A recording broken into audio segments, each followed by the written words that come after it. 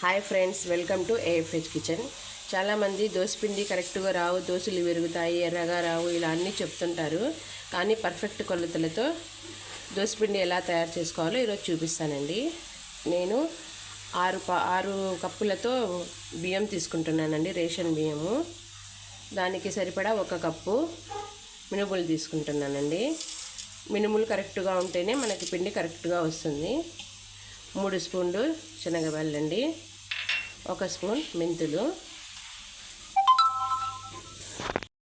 3 సార్లు వాటర్లో కడిగి పెట్టుకున్నానండి. రేషన్ బియ్యాన్ని, ఉద్దిగుండ్లను, శనగబ్యాళ్ళు, మెంతులను వేసి కడిగి పెట్టుకున్నానండి. దీన్ని 6 గంటలు నాననిద్దాము. ఏ కప్పుతో అయితే మనం రేషన్ బియ్యం తీసుకుని ఉంటామో అదే కప్పు కొలతతో అటుకులు తీసుకుందామండి. అటుకులు మనము పిండిని ఒక 6 గంటల సేపు బియ్యాన్ని నానిన తర్వాత పిండిని రుబ్బుకుంటామే, అప్పుడు నానించుకొని అప్పుడు వేసుకుందాం. ఇప్పుడే వేసుకుంటే మెత్తగా అయిపోతాయండి ఇవి. చూసారా ఫ్రెండ్స్, 6 గంటల తర్వాత దోశకి బియ్యం ఎలా నానాయి. ఇందులోకి 10 నిమిషాల ముందు నానబెట్టుకున్న అటుకులు వేసుకుందాం.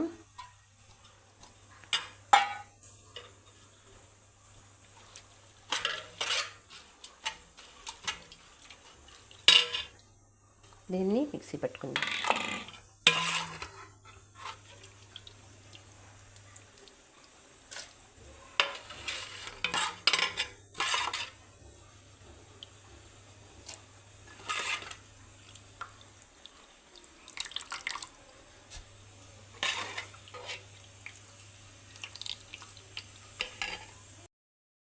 చూసారా ఫ్రెండ్, నేను మిక్సీలో మెత్తగా రుబ్బుకున్నాను. రుబ్బుకున్న తర్వాత పిండినంతా ఒకసారి ఇలా మిక్స్ చేసుకోవాలి.